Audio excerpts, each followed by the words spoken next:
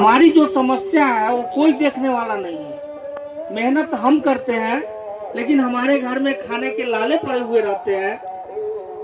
हमारे बच्चे नमक रोटी खाते हैं, लेकिन कोई हमारे हक के लिए कोई लड़ता नहीं है। सरकार व्यवस्था बहुत दे चुकी है, लोन का व्यवस्था है, पशु शेड का व्यवस्था है, बीज का व्यवस्था है, खाद का व्यवस्था है, लेकिन वो अमीरों में ही चला जाता है। हाँ, जिसके पास जो गरीबी में चल रहा है उसके पास वहां तक नहीं पहुंच पाता है। इस बार जो बाढ़ आया है ना, आप लोग देखे हैं कि जो पानी में भर जांग पानी में या भर गर्दन पानी में डूबा हुआ था, उसको राहत नहीं मिला। जिसका मकान गिर गया, जिसका अन्न गल गया, उसको राहत नहीं मिला है। और जो बिल्कुल पानी से अलग था, जिसको कोई क्षति नहीं हुआ है, उसको राहत मिल गया। सरकार राहत का व्यवस्था चारों तरफ सभी के लिए व्यवस्था थी। लेकिन हम तो इसी पंचायत में 5 साल से जीविका के अंदर काम कर रहे हैं, और इस बार हमको चारों तरफ यही सुनने को मिला है कि हमको नहीं मिला था, हमको नहीं मिला था, हमको नहीं मिला। हमें दीदी से पूछते हैं कि जब तक जीविका नहीं थी तब तक आप लोग क्या थे?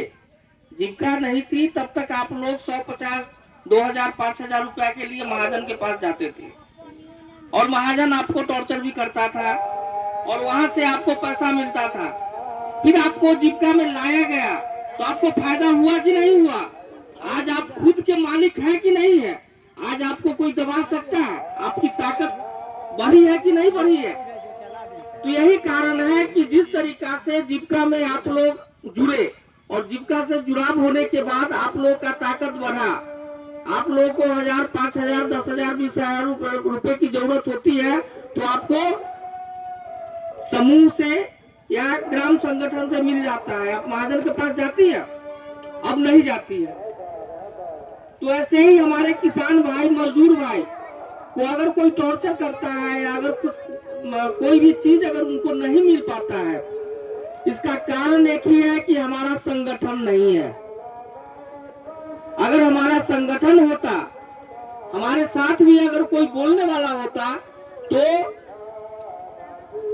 हम ऐसे नहीं होते।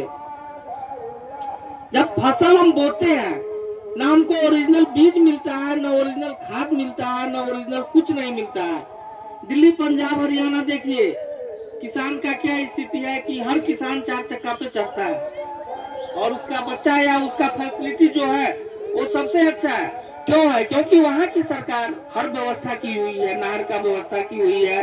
किसान के पास अगर पैसा नहीं रहता है, वहाँ से कर्ज मिलता है। जब फसल कटता है तो वो फसल मंडी में पहुँच जाता है। जितना कर्ज लिए हुए हैं वो कर्ज काट के बाकी पैसा आपको, बीज के लिए अगर आपको पैसा नहीं है तो सरकार बीज देती है। लेकिन यहाँ पर भी व्यवस्था है, लेकिन नहीं मिल पाता है। अगर बीज मिलता है तो बीज में दुनिया भर का गेहूं का शिकायत आ जाता है। अगर 2 साल अगर सरकारी बीज को हम अगर बोते हैं तो उसमें इतना गेहूं हो जाएगा ना, जो कि किसान गेहूं काटते काटते परेशान हो जाएगा। लेकिन और उसके बाद क्या है कि जब उसका दौनी जो खेत में होता है ना, तो सारा गेहूं जो है ना, वो हर साल उसका परिवर्तन होता रहता है। तो कहने का मतलब यह है कि या तो हम बाढ़ से जाते हैं या सूखा से जाते हैं, और अगर हर चीज से संभल जाते हैं तो रेट कम जाता है। यही होता है ना, और रेट कमता है। हमारे पास पैसे की तंगी रहती है, हम कर्ज महाजन लेके खेती करते हैं, और एक फायदा बड़े बड़े व्यापारी लोग उठाते हैं, और वो क्या सोचते हैं कि कम पैसा में हमारा अनाज खरीद के ले जाते हैं, और वही जब वो अपने गोदाम में रखते हैं तो उसके बाद वहां से जो आटा सप्लाई होता है, वो आटा सप्लाई 60 रुपए 65 रुपए केजी मिलता है। और जब वो पैसा हमारे हाथ पे जो आता है ना, वो महाजन को ही भी पूरा सर नहीं पाता है, तो हम परिवार को क्या देंगे?